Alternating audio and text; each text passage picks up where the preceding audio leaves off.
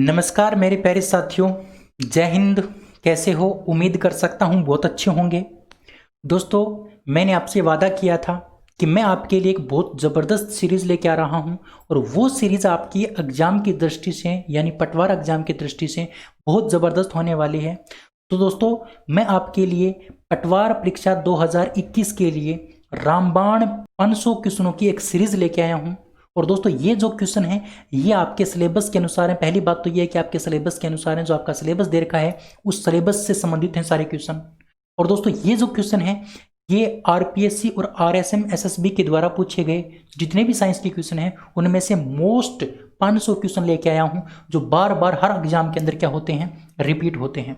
दोस्तों, सबसे पहले हम केमिस्ट्री से संबंधित जो आपके क्वेश्चन होंगे वो पढ़ने वाले हैं। उसके बाद हम पढ़ने वाले हैं फिजिक्स से संबंधित, और उसके बाद मैं आपको करवाऊंगा मेरे प्यारे साथियों जो आपका बायोलॉजी है उनसे संबंधित। तो बायोलॉजी की अगर हम बात करते हैं तो उनमें एक आपको अलग से टॉपिक दे रखा है मानव शरीर। तो मानव शरीर में लगभग बायोलॉजी आ जाती है। फिर उसके बाद में पोषण दे रखा है, तो पोषण में आपके विटामिन, कार्बोहाइड्रेट, वसा ये आ जाते हैं, तो उसमें बायोलॉजी खत्म हो जाती है ना। रोग वगैरह उनमें ही आ जाते हैं वो पोषण के अंदर, स्वास्थ्य विज्ञान में। तो दोस्तों, बायोलॉजी तो अलग से आपको दे रखी है, लेकिन एक पहला टॉपिक आपको जो दे रखा है प्यारे साथियों, वो पहला टॉपिक आपको दे रखा था आधारभूत तत्व और दैनिक विज्ञान। तो प्यारे साथियों, दैनिक विज्ञान के अंदर आपका जो फिजिक्स भी आता है, उसमें आपका रसायन विज्ञान यानी केमिस्ट्री भी आता है, और उसमें बायोलॉजी भी आता है, तीनों ही आते हैं। तो बायोलॉजी को मैंने अलग से कर दिया और फिजिक्स और केमिस्ट्री को मैंने एक साथ ले लिया। तो अब मैं आपको करवाऊंगा पहले केमिस्ट्री, उसके बाद फिजिक्स, उसके बाद बायोलॉजी। तो आपका सिलेबस कंप्लीट हो जाएगा।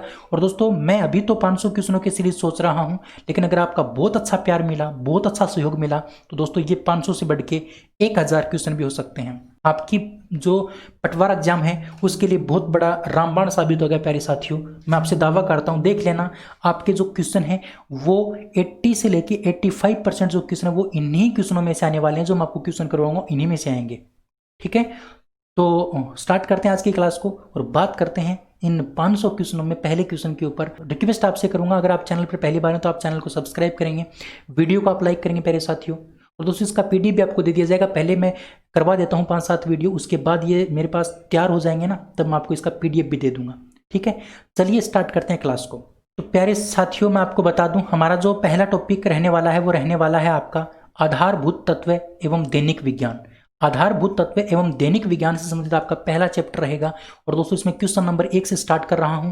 अब ये पता नहीं कहां तक जाएंगे, ये 150 तक जाएंगे या 200 तक जाएंगे, अभी टोटल बने नहीं है। जब टोटल बन जाएंगे तब मैं आपको इसके आगे लिख दूंगा और आपको जब पीडीएफ दूंगा तो आपको बहुत अच्छे से यहाँ पर समझाया हुआ मिलेगा। ठीक है, चलिए प्यारे साथियों स्टार्ट करते हैं आज की इस क्लास को। पहला क्वेश्चन आपके सामने है कि जीवाणुओं को नष्ट करने के लिए निम्नलिखित में से किस गैस का प्रयोग किया जाता है। तो इसके आंसर नीचे दे रखे हैं, लेकिन आपको आंसर समझना है, आपको सीखना है, नहीं कि आपको आंसर को देखना है। आंसर आप बाद में भी देख सकते हो, लेकिन आपको समझना है, सीखना है। यहाँ पर आपको पूछा है कि जीवाणुओं को नष्ट करने के लिए कौन सी गैस का प्रयोग किया जाता है। तो ध्यान रखना मेरे प्यारे साथियों, जीवाणुओं को नष्ट करने के लिए क्लोरीन गैस का प्रयोग किया जाता है। ऑप्शन नंबर आपका ए करेक्ट होगा। जीवाणुओं को नष्ट करने के लिए कौन सी गैस का प्रयोग किया जाता है? तो ध्यान रखना, क्लोरीन गैस का प्रयोग किया जाता है प्यारे साथियों। अगर हम यहाँ पर बात करते हैं ऑक्सीजन की, तो प्यारे साथियों ऑक्सीजन आपको पता है, ऑक्सीजन हमारे शरीर के लिए आवश्यक होती है, ऑक्सीजन हमारे ऊतकों के लिए आवश्यक होती है। ठीक है ना। हाइड्रोजन की बात करते हैं तो हाइड्रोजन के बारे में आपको एक बात ध्यान रखनी है प्यारे साथियों, ब्रह्मांड में सर्वाधिक मात्रा में पाई जाने वाली, ब्रह्मांड में सर्वाधिक मात्रा में पाई जाने वाली गैस, सर्वाधिक मात्रा में पाई जाने वाली गैस, पाई जाने वाली गैस, पाई जाने वाली गैस। ध्यान रखना, बड़ी इंपॉर्टेंट बात मैंने आपको बताई है। यहां पर बात मैंने आपको ब्रह्मांड की बताई है। अगर यही बात आपकी हो जाए वायुमंडल, ब्रह्मांड की बजाय आपको पूछ ले वायुमंडल, वायुमंडल में सर्वाधिक मात्रा में पाई जाने वाली गैस, तो उसका आंसर हो जाएगा आपका N2 यानी नाइट्रोजन। अगर ब्रह्मांड वायुमंडल की जगह आपका ब्रह्मांड आ जाए तब आपका उत्तर हो जाएगा हाइड्रोजन। तो हाइड्रोजन के बारे में बड़ी इंपॉर्टेंट बात है जो आपको ध्यान रखनी है। ठीक है, अब देखिए 2 नंबर क्वेश्चन। 2 नंबर क्वेश्चन की बात करते हैं। 2 नंबर क्वेश्चन है कि कहाँ काम करने वाले व्यक्तियों को ब्लैक लंग रोग हो जाता है। ब्लैक लंग रोग मतलब लंग मतलब क्या होता है, फेफड़ा, यानी फेफड़े काले हो जाते हैं और उसको ब्लैक लंग कहा जाता है और वो दिनों दिन बढ़ता जाता है। तो कौन सा काम करने वाले या कहाँ पर काम करने वाले व्यक्तियों को ये ब्लैक लंग रोग होता है। तो ध्यान रखना प्यारे साथियों, कोयला की खान में काम करने वाले जो व्यक्ति होते हैं उनको ब्लैक लंग का रोग होता है, कोयले के अंदर काम करने वाले व्यक्तियों के। इसमें क्या होता है प्यारे साथियों, जो कोयले का जो धुआं वगैरह होता है, कोयले की जो राख वगैरह होती है वो हमारे फेफड़ों में चली जाती है और वो फेफड़ों के ऊपर इस प्रकार से क्या करने लगती है, जमने लगती है, जिसके कारण वो फेफड़े खराब हो जाते हैं और इससे खांसी बहुत ज़्यादा आती है। बलगम इससे आता है प्यारे साथियों, बलगम इससे आता है। तो ये एक प्रकार का टीबी जैसा रोग हो जाता है, खांसी आती है, बलगम आता है, टीबी जैसा रोग हो जाता है, जिसको हम क्या बोलते हैं, ब्लैक लंग रोग बोलते हैं, जो आपका कोयला खान में करने वाले व्यक्तियों के ज़्यादा मिलता है। ठीक है, चलिए अगला क्वेश्चन आपका 3 नंबर क्वेश्चन है कि निम्नलिखित में से ऑक्सीजन मिश्रित वह निष्क्रिय गैस कौन सी है जो अवरोधित श्वसन से पीड़ित रोगियों को दी जाती है। अवरोधित श्वसन का मतलब क्या होता है, जिन व्यक्तियों को सांस नहीं आ रहा है, तो आपने देखा होगा प्यारे साथियों, जो रोगी होता है, जब रोगी को हॉस्पिटल में ले जाया जाता है तो रोगी के नाक के ऊपर एक क्या लगाते हैं, ऑक्सीजन लगाते हैं। तो वो वास्तव में ऑक्सीजन नहीं होती, उस ऑक्सीजन के साथ में आपकी हीलियम भी होती है।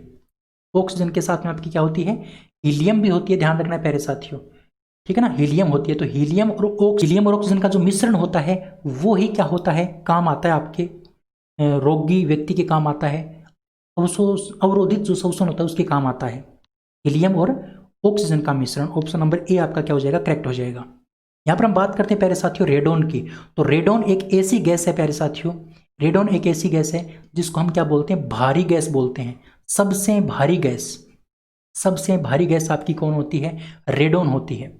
यहाँ पर आर्गन की बात करते हैं तो ध्यान रखना प्यारे साथियों, वायुमंडल के अंदर इसकी जो मात्रा होती है वो कितनी होती है, 0.93%। 0.93% यानी वायुमंडल में पाई जाने वाली तीसरी सबसे अधिक गैस, वायुमंडल में पाई जाने वाली तीसरी सबसे अधिक गैस आपकी कौन सी गैस है, आर्गन गैस है। ठीक है, ये आपको बात ध्यान रखनी है। अगले क्वेश्चन की बात करते हैं। अगला क्वेश्चन आपके सामने है कि अम्ल वर्षा वनस्पति को नष्ट कर देती है, क्यों कर देती है, उसके अंदर ऐसा क्या होता है जिसके कारण वो वनस्पति को नष्ट कर देती है। दोस्तों उसके अंदर पाया जाता है आपका सल्फ्यूरिक अम्ल, उसके अंदर सल्फ्यूरिक अम्ल पाया जाता है, H2SO4 पाया जाता है। H2SO4 पाए जाने के कारण ये एक प्रकार का तेजाब होता है, ये एक प्रकार का तेजाब होता है। और जब प्यारे साथियों ये तेजाब हमारी वनस्पति के ऊपर पड़ता है, हमारे पेड़ पौधों के ऊपर पड़ता है, तो वो क्या होने लगते हैं, नष्ट होने लगते हैं। तो अम्ल वर्षा के अंदर सबसे ज़्यादा मात्रा में कौन होता है, आपका H2SO4 होता है, और इस H2SO4 के कारण ही क्या होती हैं, वनस्पतियां नष्ट हो जाती हैं। 5 नंबर क्वेश्चन है कि एरोसोल का उदाहरण, एरोसोल का उदाहरण क्या है। तो सबसे पहले समझिए एरोसोल क्या होता है। दोस्तों एरोसोल एक ऐसा मिश्रण होता है, एक ऐसा मिश्रण होता है, इस मिश्रण के अंदर आपका द्रव भी होता है और इस मिश्रण के अंदर आपके कण भी होते हैं, यानी कण भी पाए जाते हैं और द्रव भी पाया जाता है, उसको क्या कहा जाता है, एरोसोल कहा जाता है। तो ऐसा कौन सा इसमें वो है जिसके अंदर कण भी पाए जाएं और वो तरल भी हो, यानी उसके अंदर कण भी हो और वो तरल टाइप में भी हो। तो ध्यान रखना प्यारे साथियों, जो धुआं होता है वो एक प्रकार का एरोसोल होता है। अब आप कभी इस धुएं को महसूस करके देखना, धुएं के ऊपर आप हाथ लगा के देखना, आपका हाथ क्या हो जाता है, आपका हाथ प्यारे साथियों गिल्ला हो जाता है, आपका हाथ गिल्ला हो जाता है। और इस गिल्ला होने का कारण क्या है, क्योंकि इसके अंदर क्या है, आपका द्रव है, इसके अंदर जल है, ठीक है ना। तो जल और कण के रूप में पाए जाने वाला जो आपका होता है उसको एरोसोल बोलते हैं, और इनमें जो आपका धुआं है वो इसी प्रकार का एक उदाहरण है। ठीक है, चलिए अगला क्वेश्चन आपका 6 नंबर क्वेश्चन, धूम कोहरा में ऐसा कौन सा पदार्थ मौजूद है जो आंख में जलन पैदा करने वाला होता है, जो आंख में जलन पैदा करता है। तो धूम कोहरा में मौजूद आंख में जलन पैदा करने वाला एक शक्तिशाली पदार्थ कौन सा है वो आपको बताना है। तो उस पदार्थ का नाम होता है आपका proxy acetyl nitrate. Proxy acetyl nitrate के कारण धूम कोहरा से क्या होती है, हमारी आंखों में जलन पैदा होती है। तो ये क्वेश्चन कई बार पूछा गया प्यारे साथियों, लैब असिस्टेंट के अंदर ये क्वेश्चन पूछा गया है, लैब असिस्टेंट में। दोस्तों राजस्थान पुलिस 2013 में ये क्वेश्चन पूछा गया था, है ना, 2013 के अंदर भी ये क्वेश्चन पूछा गया था राजस्थान पुलिस में। और इसके साथ साथ दोस्तों ये क्वेश्चन पूछा गया था जेल प्रहरी 2013 के अंदर, हाँ जेल प्रहरी 2013 के अंदर भी ये क्वेश्चन पूछा गया था। तो बड़ा इंपॉर्टेंट क्वेश्चन है प्रोक्सी एसिटिल नाइट्रेट। ठीक है, चलिए अगला क्वेश्चन है कि वायुमंडल में कौन सी गैस पराबैंगनी किरणों को अवशोषित करती है। पराबैंगनी किरणों को अवशोषित करने का काम करती है आपकी ओजोन गैस। कौन सी गैस है, ओजोन गैस। और दोस्तों ओजोन गैस वायुमंडल की किस परत के अंदर पाई जाती है? ओजोन गैस वायुमंडल की किस परत के अंदर पाई जाती है? तो ध्यान रखना, समताप मंडल में। कौन से मंडल में? समताप मंडल के अंदर। समताप मंडल के अंदर आपकी कौन सी गैस होती है? तो ओजोन गैस होती है। और दोस्तों इसकी मैं आपको खासियत बताऊं तो इसका सूत्र होता है O3। इसका सूत्र क्या होता है? O3। और दोस्तों एक इंपॉर्टेंट बात ध्यान रखना है, इस ओजोन गैस के अंदर वर्तमान में क्या हो रहा है? क्षय हो रहा है। क्या हो रहा है? क्षय, यानी इसमें क्षति हो रही है। और इसके क्षय होने का कारण क्या है? तो CFC, क्लोरोफ्लोरोकार्बन। इस क्लोरोफ्लोरोकार्बन के कारण ओजोन परत की मोटाई में कमी आ रही है। क्लोरोफ्लोरोकार्बन का उपयोग कहाँ पर होता है? तो प्यारे साथियों ध्यान रखना, इसका जो उपयोग होता है वो आपका फ्रिज के अंदर होता है, रेफ्रिजरेटर के अंदर होता है। ये कुछ बातें आपको ध्यान रखनी है। यहाँ पर हम बात करते हैं नाइट्रोजन की, तो दोस्तों वायुमंडल में 78% मात्रा में क्या पाई जाती है? आपकी नाइट्रोजन पाई जाती है। और नाइट्रोजन वायुमंडल के अंदर पाई जाने वाली सबसे अधिक गैस है। वायुमंडल में सबसे अधिक मात्रा में कौन सी गैस पाई जाती है? तो नाइट्रोजन पाई जाती है। हीलियम के बारे में अगर हम बात करते हैं प्यारे साथियों, तो एक तो इनको कृत्रिम श्वसन के रूप में काम में लेते हैं। कृत्रिम श्वसन के रूप में, कृत्रिम श्वसन यानी अवरोधित जो श्वसन होता है उसमें ऑक्सीजन के साथ मिलाकर के काम में लेते हैं। इसके साथ साथ हीलियम के बारे में एक बात आपको ध्यान रखनी है, ये दोस्तों ब्रह्मांड में पाई जाने वाली सर्वाधिक पाई जाने वाली, या फिर पाई जाने वाली सर्वाधिक क्या है? आपकी अक्रिय गैस है। अक्रिय गैस। अगर वैसे की अगर बात करते हैं, वैसे तो वो हाइड्रोजन है ब्रह्मांड के अंदर, वैसे तो हाइड्रोजन है ब्रह्मांड के अंदर, लेकिन अक्रिय गैसों की अगर बात करते हैं तो अक्रिय गैसों की श्रेणी में ब्रह्मांड में सर्वाधिक मात्रा में कौन पाई जाती है? हीलियम गैस पाई जाती है। और वायुमंडल में आपकी पाई जाती है नाइट्रोजन। ब्रह्मांड में आपके हाइड्रोजन पाई जाती है सर्वाधिक, लेकिन अक्रिय गैसों की श्रेणी में आपकी हीलियम होती है। हीलियम दोस्तों सबसे हल्की गैस होती है। सबसे हल्की गैस ब्रह्मांड में, सबसे हल्की गैस, या फिर अक्रिय गैसों की श्रेणी में सबसे हल्की गैस। अक्रिय गैसों की श्रेणी में सबसे हल्की गैस कौन होती है? आपकी हीलियम होती है। इसीलिए इस हीलियम का उपयोग है वो आपका किसके अंदर किया जाता है? वायुयान के टायरों में किया जाता है। वायुयान के जो टायर होते हैं, उन वायुयान के टायरों में किसका उपयोग होता है? हीलियम का उपयोग होता है। दोस्तों मीथेन की बात करते हैं, तो ये जो मीथेन गैस है ये आपकी गोबर गैस में पाई जाती है। किसके अंदर पाई जाती है? गोबर गैस में, है ना। गोबर गैस में 75% आपकी कौन सी गैस होती है? तो मीथेन गैस होती है। ये बात आपको अच्छे से ध्यान रखनी है, ठीक है। चलिए अगले क्वेश्चन की ओर बढ़ते हैं, 8 नंबर क्वेश्चन की ओर। 8 नंबर क्वेश्चन है कि कृत्रिम वर्षा या फिर मेघ विजन के लिए प्राय प्रयोग किए जाने वाला रासायनिक पदार्थ कौन सा है? जो कृत्रिम वर्षा होती है या फिर मेघ विजन जो होता है, उसमें कौन सा पदार्थ या कौन सा रासायनिक द्रव्य काम आता है? तो उस पदार्थ का नाम ध्यान रखना प्यारे साथियों। कृत्रिम वर्षा के लिए आपका सिल्वर आयोडाइड, सोडियम क्लोराइड, सूखी बर्फ, और तीनों ही काम आते हैं। इसका मतलब ऑप्शन नंबर डी आपका क्या हो जाएगा? करेक्ट आंसर हो जाएगा। सिल्वर आयोडाइड, सोडियम क्लोराइड, सूखी बर्फ में है। कहने का मतलब तीनों की तीनों चीजें आपकी काम आती हैं कृत्रिम वर्षा के अंदर। और कभी मैं आपको दोस्तों थ्योरी क्लास पढ़ाऊंगा, तब मैं आपको कृत्रिम वर्षा के बारे में पूरी डिटेल से बताऊंगा किस प्रकार से आपकी कृत्रिम वर्षा होती है। यहाँ पर हम जितना ज्यादा हो सके उतने क्वेश्चन करने की कोशिश करें, जिससे कि आपकी जो पटवारी एग्जाम है उसमें क्या हो, आपको मतलब थोड़ा सा पढ़ने में इंटरेस्ट आए और पढ़ने में आपको क्या मिले, मतलब काम की चीज़ आपको मैं करवा दूं, जिससे कि आप बहुत अच्छे से स्कोर अपना कर पाओ। ठीक है साथियों, चलिए तो बात करते हैं नेक्स्ट क्वेश्चन की, अगले क्वेश्चन की। तो इसमें थोड़ा सा बीच में क्या है, थोड़ा हो जाता है, कंप्यूटराइज्ड जो चीज़ें होती है उसमें ऐसा ही होता है कभी कभार। ठीक है, चलिए हम बात करते हैं नेक्स्ट क्वेश्चन की। नेक्स्ट हमने 8 नंबर क्वेश्चन तक कर लिया, अब हम बात करते हैं 9 नंबर क्वेश्चन से। 9 नंबर क्वेश्चन आपके सामने ये रहा कि हरे फलों को कृत्रिम रूप से पकाने के लिए कौन सी गैस प्रयुक्त की जाती है? तो हरे फलों को पकाने में कौन सी गैस काम आती है? तो एथिलीन गैस काम आती है। कौन सी गैस काम आती है? एथिलीन गैस काम आती है, ध्यान रखना। अगर हम बात करते हैं एथेन गैस के बारे में, इथेन गैस के बारे में बात करते हैं, तो ये पॉलीथीन बनाने में काम आती है, पॉलीथीन बनाने में काम आती है। अगर हम मेथेन गैस की बात करते हैं तो मीथेन जो गैस होती है वो आपकी गोबर गैस में पाई जाती है। किसके अंदर पाई जाती है? गोबर गैस में 75%। तो ये कुछ फैक्ट आपको ध्यान रखने हैं। 10 नंबर क्वेश्चन है कि निम्न में से कौन सा पीड़कनाशी ओजोन का ह्रास करता है? कौन सा पीड़कनाशी ओजोन का ह्रास करता है? दोस्तों एक तो ओजोन की मोटाई में कमी करने का कारण है आपका CFC। इस CFC के साथ साथ में उस पीड़कनाशी का नाम आपको बताना है जो ओजोन की मोटाई में कमी करता है, तो उसका नाम है मेथिल ब्रोमाइड। मेथिल ब्रोमाइड भी आपका क्या करता है दोस्तों? ओजोन की परत में कमी करने का काम करता है। मेथिल ब्रोमाइड, ध्यान रखना पड़ेगा आपको ये क्वेश्चन, मेथिल ब्रोमाइड याद रखना पड़ेगा प्यारे साथियों, इंपॉर्टेंट क्वेश्चन आपके एग्जाम के पॉइंट ऑफ व्यू से। दोस्तों मेरे द्वारा किया गया प्रयास अगर आपको पसंद आ रहा है ना, तो एक बार आप लाइक करके दिखाएंगे वीडियो को, शेयर करके दिखाएंगे वीडियो को, ऐसे काम नहीं चलेगा मेरे साथियों, एक बार आपको थोड़ा सा सहयोग करना पड़ेगा, ठीक है। चलिए 11 नंबर क्वेश्चन की बात करते हैं। 11 नंबर क्वेश्चन है कि एस्पिरिन साधारण नाम किसका है? एस्पिरिन किसका साधारण नाम है? ध्यान रखना मेरे प्यारे साथियों, एस्पिरिन किसको कहा जाता है? तो एसिटिल सिलिसिलेट एसिड का साधारण नाम होता है एस्पिरिन। अब ये कुछ क्वेश्चन ऐसे हैं जो आपको याद रखने पड़ेंगे प्यारे साथियों। अब जैसे कोई भी क्वेश्चन है, मान लो ये कोई वस्तु है, इस वस्तु का नाम मान लो ए और बी है, अब हमें क्या पता इसका वस्तु का ए और बी नाम क्यों है, ए बी नाम क्यों है? कुछ चीजें ऐसी होती हैं जिनको फैक्ट के रूप में याद रखना पड़ता है, तो उसी फैक्ट की कड़ी में आपको याद रखना पड़ेगा एस्पिरिन का साधारण नाम। एस्पिरिन किसका साधारण नाम है?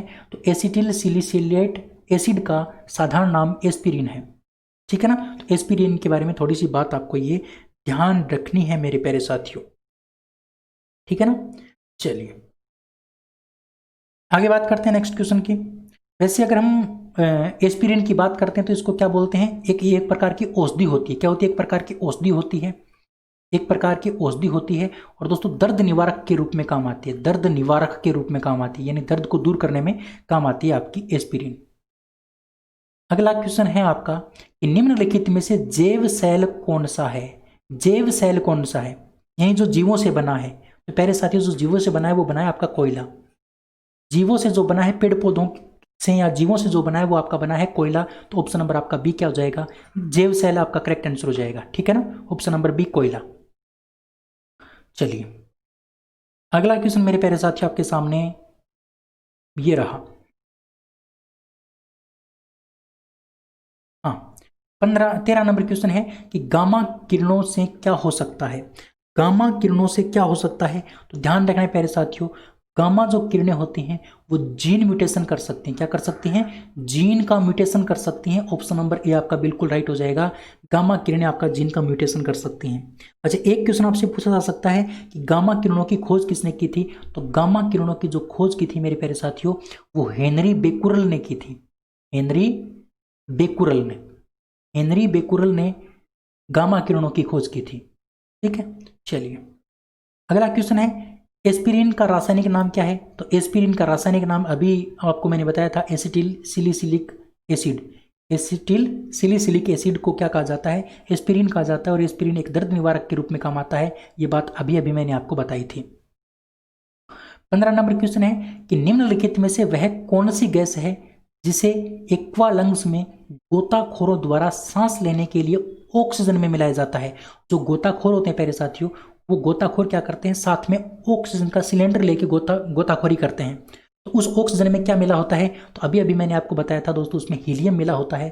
क्या मिला होता है? हीलियम। और हीलियम का उपयोग वायुयान जो होते हैं, वायुयान उसके टायरों में भी क्या होता है? इसी हीलियम का उपयोग होता है। सबसे हल्की अक्रिय गैस, सबसे हल्की अक्रिय गैसों की श्रेणी में कौन आती है? तो आपकी हीलियम आती है, ठीक है ना। चलिए अगला क्वेश्चन आपका 16 नंबर क्वेश्चन कि भोपाल गैस त्रासदी किस गैस के कारण घटी थी? गैस कौन सी? भोपाल गैस त्रासदी। तो ध्यान रखना मेरे प्यारे साथियों, भोपाल गैस त्रासदी जो थी ना वो मिथाइल आइसोसाइनेट के कारण। किसके कारण? मिथाइल आइसोसाइनाइड के कारण। तो भोपाल के अंदर जो गैस त्रासदी हुई थी उसमें कौन सी गैस फैली थी? तो मिथाइल आइसोसाइनेट गैस फैली थी। और दोस्तों ये त्रासदी कब हुई थी? 1984 में हुई थी, 1984 में। दोस्तों एक वर्तमान की घटना है 7 मई 2020। 7 मई 2020 को विशाखापट्टनम के अंदर भी क्या हुई थी? विशाखापट्टनम के अंदर भी एक गैस त्रासदी हुई थी, गैस का रिसाव हुआ था। तो वो गैस कौन सी थी? उस गैस का नाम था स्टाइरिन, स्टाइरिन नाम की गैस। तो क्वेश्चन आपसे पूछा जा सकता है 7 मई 2020 को विशाखापट्टनम में जो गैस रिसा हुआ था तो वो गैस कौन सी थी? तो उस गैस का नाम था आपका स्टाइरिन, है ना। स्टाइरिन नाम की जो गैस थी वो आपकी ध्यान रखना है आपको, ठीक है। चलिए अगले क्वेश्चन की ओर बढ़ते हैं, बात करते हैं 17 नंबर क्वेश्चन की। 17 नंबर क्वेश्चन है कि बारूद का मिश्रण होता है, बारूद जो होता है उसके अंदर किस किस का मिश्रण होता है? तो ध्यान रखना प्यारे साथियों, नाइट्रस, सल्फर और चारकोल, नाइट्रस, सल्फर और चारकोल तीनों का जो मिश्रण होता है उसको हम क्या बोलते हैं? बारूद बोलते हैं। क्या बोलते हैं? बारूद बोलते हैं। तो कुछ क्वेश्चन आपको ध्यान रखने पड़ेंगे साथियों, कुछ क्वेश्चनों का कोई इलाज नहीं है। अगला क्वेश्चन है, उपास्थि तथा हड्डियों के निर्माण और संपोषण में आवश्यक तत्व कौन सा होता है? उपास्थि और हड्डियों के निर्माण के लिए कौन सा तत्व आवश्यक होता है? तो भाई दोस्तों ये तो आपको पता होना चाहिए, कैल्शियम तत्व की आवश्यकता होती है। कौन से तत्व की आवश्यकता होती है? कैल्शियम तत्व की। हमारी हड्डियों के निर्माण के लिए, हमारी हड्डियों के निर्माण के लिए किस तत्व की आवश्यकता होती है? हड्डियों के संपोषण के लिए, हड्डियों के रख रखाव के लिए कैल्शियम तत्व की आवश्यकता होती है। और दोस्तों अगर कैल्शियम तत्व की कमी हो जाती है, कैल्शियम तत्व की कमी हो जाती है तो बच्चों के अंदर रिकेट्स नाम का रोग हो जाता है। रिकेट्स नाम का रोग किसके अंदर होता है? बच्चों के अंदर। और दोस्तों बड़े व्यक्तियों की बात करते हैं तो बड़े व्यक्तियों में ओस्टियोमेलेसिया नाम का रोग हो जाता है। ओस्टियोमेलेसिया नाम का रोग हो जाता है बड़ों के अंदर। ये कुछ बातें आपको ध्यान रखनी है। अगला क्वेश्चन है 19 नंबर क्वेश्चन कि फ्रियोन का प्रयोग निम्नलिखित में से किस रूप में किया जाता है? फ्रियोन का प्रयोग निम्नलिखित में से किसके रूप में किया जाता है? तो फ्रियोन होता है प्यारे साथियों, इसका उपयोग प्रशीतक के रूप में काम आता है, यानी किसी वस्तु को ठंडा करने में काम आता है फ्रियोन, है ना। फ्रियोन का उपयोग प्रशीतक के रूप में काम आता है। ओजोन में क्या होती है? ओजोन में केवल ऑक्सीजन होती है, क्योंकि ओजोन का सूत्र मेरे प्यारे साथियों O3 होता है। ओजोन का सूत्र आपका क्या होता है? O3 होता है। तो ध्यान रखना, ओजोन में केवल और केवल आपकी क्या होती है? ओजोन के अंदर केवल और केवल आपकी ऑक्सीजन होती है। ओजोन के अंदर केवल और केवल आपकी क्या होती है? ऑक्सीजन होती है, O3। ऑप्शन नंबर ए आपका राइट हो जाएगा। 21 नंबर क्वेश्चन, 21 नंबर क्वेश्चन आपके सामने ये रहा मेरे प्यारे साथियों। प्रशीतक फ्रियोन क्या है? प्रशीतक फ्रियोन यानी फ्रियोन का रासायनिक नाम आपको बताना, इसका रासायनिक नाम क्या है? इसका रासायनिक नाम क्या है? ध्यान रखना, डाइक्लोरोमेथेन यानी CH4Cl2। CH4Cl2 को हम क्या बोलते हैं? फ्रियोन बोलते हैं। CH4Cl2 को हम क्या बोलते हैं? फ्रियोन बोलते हैं। तो CH4Cl2 को बोलते हैं डाइक्लोरोमेथेन। इस CH4 को तो बोलते हैं मेथेन, है ना, और Cl2 को बोलते हैं डाइक्लोरो। तो डाइक्लोरोमेथेन आपका क्या हो गया? Option number B correct answer हो गया। अगला क्वेश्चन है कि वायुमंडल में ओजोन ह्रास का मुख्य तय किया जाता है, यानी ओजोन, वायुमंडल में ओजोन का ह्रास कौन करता है? अभी मैंने आपको बताया था क्लोरोफ्लोरोकार्बन CFC। CFC आपका ओजोन परत की मोटाई में कमी होने का महत्वपूर्ण कारक है। ओजोन की मोटाई में कमी होने का महत्वपूर्ण जो कारक है वो आपका कौन है प्यारे साथियों? तो ध्यान रखना, वो है आपका CFC क्लोरोफ्लोरोकार्बन। ऑप्शन नंबर आपका जो डी है वो क्या हो जाएगा? करेक्ट आंसर हो जाएगा। वैसे ओजोन के बारे में मैंने आपको बात बता दी, समताप मंडल में ये पाया जाता है। तो CFC क्या करता है? मतलब क्षय करता है, इसकी मोटाई में कमी करता है। ये सारी बातें मैं पीछे आपको बता चुका हूं। 23 नंबर क्वेश्चन है कि निम्नलिखित में से कौन सी गैस फलों को कृत्रिम रूप से पकाने में काम आती है? तो दोस्तों अभी मैंने पीछे भी ये क्वेश्चन बताया था कि कौन सी गैस फलों को कृत्रिम रूप से पकाने में काम आती है। तो इथिलीन नाम की, एथिलीन या फिर इथिलीन एक ही बात है, इसको एथिलीन भी बोल सकते हैं, एथिलीन या फिर एथिलीन भी बोल सकते हैं। तो एथिलीन जो गैस है प्यारे साथियों वो आपकी फलों को या फिर सब्जियों को कृत्रिम रूप से पकाने में काम आती है। मीथेन गैस मैंने आपको बताया ही था प्यारे साथियों, गोबर गैस में पाई जाती है। गोबर गैस में पाई जाती है आपकी 75%। इथेन गैस आपकी पॉलीथीन निर्माण में काम आती है। पॉलीथीन का जब निर्माण होता है तो उसमें एथेन नाम की गैस काम आती है। अगला क्वेश्चन आपका 24 नंबर क्वेश्चन कि शरीर की कैलोरी आवश्यकता गर्मियों की अपेक्षा सर्दियों में बढ़ जाती है, यानी हमारे शरीर को गर्मियों की अपेक्षा सर्दियों में ज्यादा कैलोरी की आवश्यकता होती है। ये ज्यादा कैलोरी क्यों आवश्यक होती है? ये ज़्यादा कैलोरी क्यों आवश्यक होती है हमें? भी गर्मियों में हमें कम कैलोरी चाहिए, सर्दियों में कैलोरी की आवश्यकता बढ़ जाती है। इसका कारण क्या है दोस्तों? इसका कारण है शरीर का तापमान बनाए रखने के लिए। शरीर का तापमान बनाए रखने के लिए हमारे शरीर को अत्यधिक ऊर्जा की आवश्यकता होती है। ऊर्जा मिलेगी तो क्या बनेगा? हमारा तापमान मेंटेन रहेगा, हमारा तापमान क्या रहेगा? नियंत्रित रहेगा। तो शरीर का ताप बनाए रखने के लिए, शरीर का तापमान बनाए रखने के लिए किसकी आवश्यकता होती है? तो ध्यान रखना प्यारे साथियों, अत्यधिक कैलोरी की आवश्यकता होती है। ठीक है, चलिए बात करते हैं 25 नंबर क्वेश्चन की। बात करते हैं 25 नंबर क्वेश्चन की। 25 नंबर क्वेश्चन है कि सिगरेट के धुएं का मुख्य प्रदूषक क्या है। सिगरेट के धुएं का मुख्य प्रदूषक क्या है? तो सिगरेट जो होता है ना, सिगरेट, उसके धुएं में क्या पाया जाता है? तो सिगरेट के धुएं में आपका पाया जाता है कार्बन मोनोऑक्साइड और निकोटीन। दोस्तों निकोटीन तो आपका तंबाकू के अंदर पाया जाने वाला एक एल्केलाइड है। तंबाकू के अंदर आपका कौन सा एल्केलाइड पाया जाता है? तो ये बात भी आपको पूछी जा सकती है। तंबाकू में जो एल्केलाइड जो पाया जाता है, उस एल्केलाइड का क्या नाम है? तो निकोटीन। तंबाकू में पाए जाने वाले एल्केलाइड का जो नाम होता है वो होता है आपका निकोटीन, और साथ में आपका कार्बन मोनोऑक्साइड। कार्बन मोनोऑक्साइड होता है आपका CO। और दोस्तों सबसे जहरीला प्रदूषक आपका माना जाता है कार्बन मोनोऑक्साइड को। सबसे जहरीला प्रदूषक, सबसे जहरीला प्रदूषक आपका कार्बन मोनोऑक्साइड होता है, और साथ में जो निकोटीन होता है वो भी जहरीला ही होता है। इसलिए सिगरेट का धुआं हमारे स्वास्थ्य के लिए बहुत ज़्यादा हानिकारक है। ठीक है, चलिए अगला क्वेश्चन है 26 नंबर क्वेश्चन। 26 नंबर क्वेश्चन है कि उत्प्रेरक वह पदार्थ है। उत्प्रेरक क्या करता है? दोस्तों उत्प्रेरक अभिक्रिया की दर को बढ़ाने का काम करता है। अगर अभिक्रिया धीमे हो रही है, उसको बढ़ाने के लिए किसका उपयोग करते हैं? उत्प्रेरक का उपयोग करते हैं। ऑप्शन नंबर आपका ए क्या है? बिल्कुल करेक्ट आंसर हो जाएगा। ठीक है ना, उत्प्रेरक का कार्य है अभिक्रिया की दर को बढ़ाना। चलिए अगला क्वेश्चन है कि प्रमुख वायु प्रदूषक किसका उदाहरण है। प्रमुख वायु प्रदूषक किसका उदाहरण है? तो दोस्तों प्रमुख वायु प्रदूषक है ना, प्रमुख वायु प्रदूषक वो होता है आपका carbon monoxide, CO। Carbon monoxide. दोस्तों कार्बन डाइऑक्साइड इतना ज़्यादा प्रदूषक नहीं होता। कार्बन डाइऑक्साइड तो किसके लिए काम आता है? ग्रीन हाउस को बढ़ाने में काम करता है। ग्रीन हाउस बढ़ाने का काम करता है, यानी कहने का मतलब तापमान बढ़ाने का काम करता है। लेकिन कार्बन मोनोऑक्साइड को क्या कहा जाता है? सबसे जहरीला, जहरीला प्रदूषक कहा जाता है। इसको क्या कहा जाता है? जहरीला प्रदूषक कहा जाता है। तो ये बात आपको ध्यान रखनी है। जहरीला प्रदूषक आपका होता है कार्बन मोनोऑक्साइड, और ये धुएं से निकलता है। मोटर गाड़ियों के धुएं से, सिगरेट के धुएं से आपका कार्बन मोनोऑक्साइड निकलता है, और ये सबसे प्रदूषक होता है, ये प्रमुख प्रदूषक होता है। उम्मीद कर सकते हो ये बात आपको समझ में आ गई होगी बहुत अच्छे से। ठीक है, अब हम बात करने वाले हैं 28 नंबर क्वेश्चन की। दोस्तों अगर आपको अच्छे से समझ में आ रहा है तो आप वीडियो को लाइक करेंगे, चैनल को आप सब्सक्राइब करेंगे, और दोस्तों जो भी आपके दोस्त हैं उनके पास इस वीडियो को आप क्या करेंगे? शेयर करेंगे।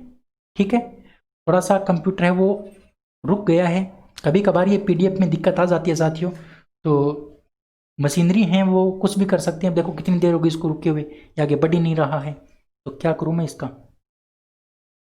चलिए अगले क्वेश्चन की बात कर लेते हैं हम, 28 नंबर क्वेश्चन की। 28 नंबर क्वेश्चन है कि तंबाकू का धुआं स्वास्थ्य के लिए हानिकारक होता है क्योंकि इसमें क्या पाया जाता है? यानी तंबाकू का जो धुआं होता है इसमें निकोटीन पाया जाता है।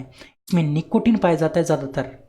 कार्बन डाइऑक्साइड तो पाया जाता है, कार्बन डाइऑक्साइड के कारण, कार्बन मोनोऑक्साइड के कारण तो ये होता ही होता है, लेकिन कार्बन मोनोऑक्साइड के साथ साथ में निकोटीन के कारण भी क्या होता है? ये आपका हानिकारक होता है, क्योंकि निकोटीन एक प्रकार का एल्केलाइड होता है, नशा उत्पन्न करने वाला पदार्थ होता है एल्केलाइड, और ये तंबाकू के अंदर पाया जाता है एल्केलाइड। ठीक है ना, इस बात को आप ध्यान रखेंगे। ऑप्शन नंबर बी आपका क्या हो जाएगा? करेक्ट आंसर हो जाएगा। चलिए 29 नंबर क्वेश्चन आपके सामने है कि खाद्य परिरक्षण में के रूप में सबसे अधिक प्रयोग होने वाला पदार्थ कौन सा है? खाद्य परिरक्षण का मतलब खाने को कुछ टाइम के लिए, अधिक टाइम के लिए उसको सुरक्षित रखने में सबसे अधिक प्रयोग किसका होता है? तो ध्यान रखना प्यारे साथियों, खाद्य परिरक्षण में जो उपयोग होता है वो बेंजोइक एसिड का जो सोडियम लवण होता है, बेंजोइक एसिड का जो सोडियम लवण होता है, इसका उपयोग सर्वाधिक होता है। दोस्तों बात करते हैं इस एसिटिक अम्ल की, तो एसिटिक अम्ल हमारे अचार में काम आता है। हमारा जो अचार होता है, अचार में किसका उपयोग होता है? एसिटिक अम्ल का उपयोग होता है। और दोस्तों टार्ट्रिक अम्ल किसके अंदर पाया जाता है? तो आपका जो केला होता है, आपका जो अंगूर होता है, और आपकी जो इमली होती है, इनमें क्या पाया जाता है? आपका टार्ट्रिक अम्ल पाया जाता है। ठीक है ना, और टार्ट्रिक अम्ल दोस्तों भोजन का स्वाद बढ़ाने में काम आता है, भोजन का स्वाद बढ़ाने में काम आता है टार्ट्रिक अम्ल। ठीक है, तो ये बातें भी आपको ध्यान रखनी है। उम्मीद कर सकता हूँ ये बात आपको बहुत अच्छे से समझ में आ गई होगी। बात करते हैं 30 नंबर क्वेश्चन की। आज हम 30 क्वेश्चन तक करेंगे प्यारे साथियों, 30 क्वेश्चन तक करेंगे, उसके आगे हम करेंगे कल। ठीक है, कल मैं कोशिश करूंगा आपको 50 क्वेश्चन करवाने की। तो क्वेश्चन है आपके सामने कि वह जीव कौन सा है जो वायु प्रदूषण को मॉनिटर करता है? उस जीव का नाम आपको बताना है जो वायु प्रदूषण को क्या करता है? मॉनिटर करने का काम करता है। वायु प्रदूषण को कम करता है, तो उसका नाम है प्यारे साथियों लाइकेन। ऑप्शन नंबर आपका क्या हो जाएगा, बी करेक्ट आंसर हो जाएगा लाइकेन। ठीक है ना, ऑप्शन नंबर बी आपका क्या हो जाएगा, करेक्ट आंसर हो जाएगा लाइकेन। ठीक है, उम्मीद कर सकता हूं दोस्तों आज की ये 30 क्वेश्चन आपको समझ में आए होंगे।